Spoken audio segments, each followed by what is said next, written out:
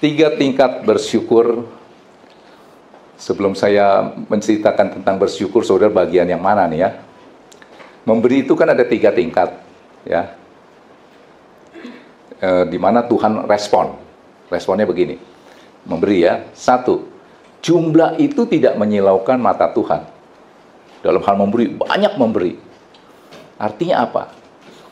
Dalam mengucap syukur, saudara banyak mengucap syukur. Dikit-dikit puji Tuhan, dikit-dikit puji Tuhan. Itu nggak nyilaukan mata Tuhan.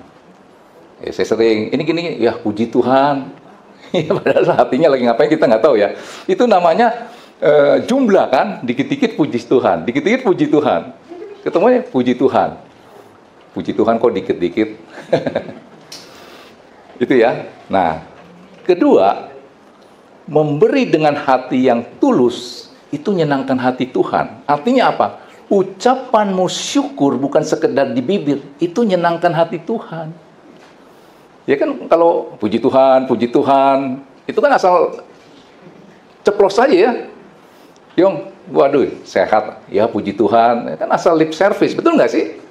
Asal cuap aja ya.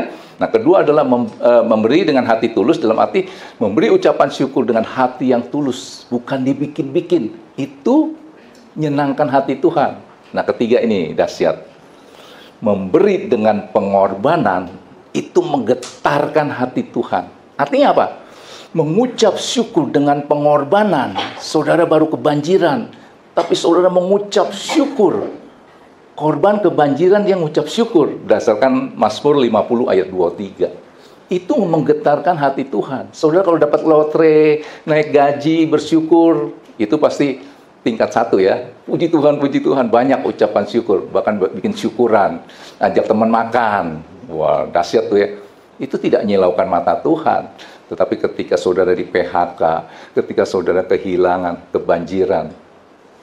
Kenapa? Ketika saudara mengucap syukur sebagai korban, kalau tadi saya katakan menggetarkan hati Tuhan, karena bisa memuliakan Tuhan. Ayo dong, Mazmur 50 ayat 23a.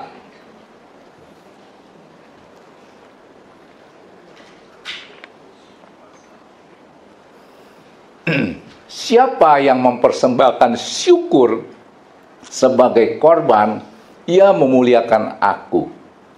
Kata-kata korban itu adalah satu yang tidak enak, betul nggak?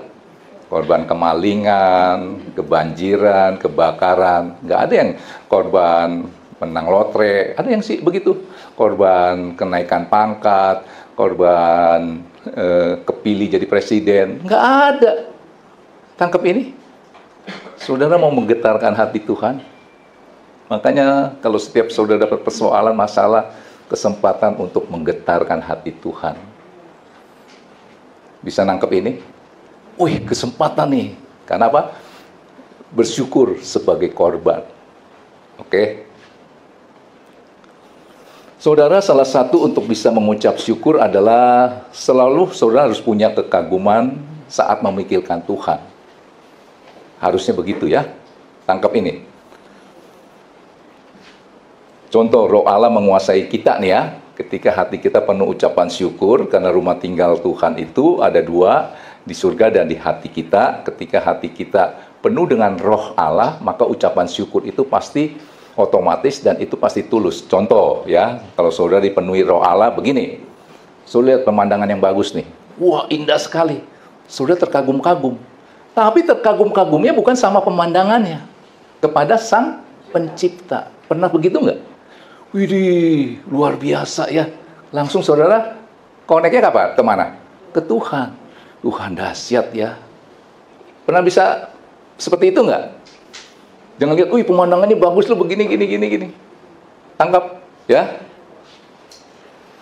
Nah saudara, kalau saya nih, ini maaf ya, bukan menyombongkan diri. Kalau saya sering dengar lagi firman Tuhan yang saya sampaikan, terkadang-kadang saya nggak kepikir gitu. Kok bisa ya saya ngomong seperti itu? Saya terkagum nih. Terkagum bukan sama khotbahnya. Widih, Tuhan dahsyat ya menyingkapkan satu rahasia seperti ini. Itu bukannya bagus ya khotbahnya Julius ya. Bisa-bisanya ada yang model kayak begini. Saya nggak seperti itu. Tuhan kau dahsyat. Kalau saya tuh ya.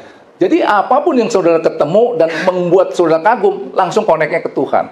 Satu hari saya mau makan di Bandar Jakarta ya, kan ambil-ambil dulu dong.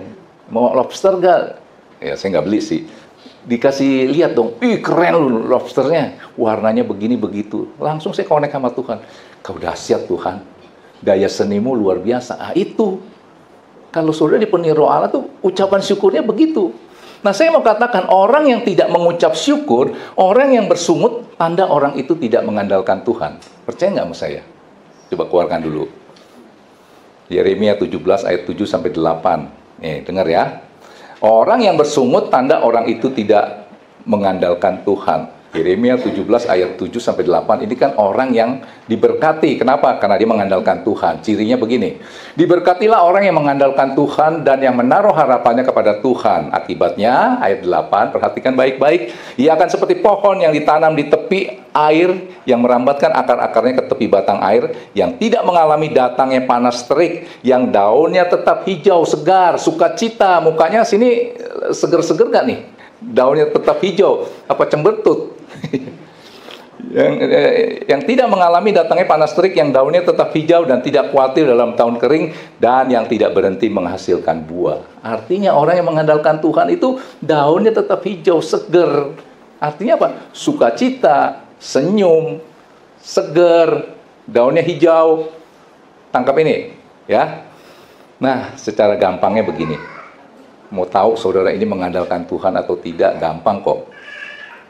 Orang yang mengandalkan Tuhan dapat dilihat setelah ditolong Tuhan, dia bersyukurnya sama Tuhannya apa? Maksudnya, setelah dia ditolong Tuhan, dia itu gembiranya, senengnya sama pertolongan Tuhan atau sama sang pemberi pertolongan. Lihatnya begitu. Saudara sakit, parah, dokter udah angkat tangan, Tuhan sembuhkan. Wah, pasti saudara senang dong. Saudara senangnya, gembiranya oleh karena kesembuhannya atau sang penyembuh. Mau cek saudara itu mengandalkan Tuhan atau tidak, lihat dari situ aja. Seperti tadi saya katakan, lihat pemandangan, terkagum-kagum, kagumnya bukan sama pemandangan, tetapi sama yang menciptakan. Ketika saudara ditolong Tuhan, Tuhan selamatkan saudara, saudara sukacita, untung, aduh, bahagia dengan pertolongan Tuhan atau sang penolong. Jawab yang jujur. Kebanyakan sih ke pertolongannya ya. Aduh, akhirnya gue dapat kerja, gajinya gede. Gembiranya karena gajinya yang gede, bukan ke sang pemberi berkat. Ceknya begitu gampang. Oke, jadi saudara harus lakukan ini. 1 Tesalonika 5 ayat 16-19. Ciri orang yang mengandalkan Tuhan adalah bersukacitalah senantiasa, tetaplah berdoa, nggak berani putus, lost contact dengan Tuhan. Terus, apapun yang terjadi, mengucap syukurlah dalam segala hal, sebab itulah yang dikehendaki Allah di dalam Yesus Kristus bagi kamu. Terus jangan padamkan roh. Pemain musik, saya akan tutup dengan sebuah cerita. Pemain musik main di deki, ku di tanganmu. Teksnya boleh dikeluarkan.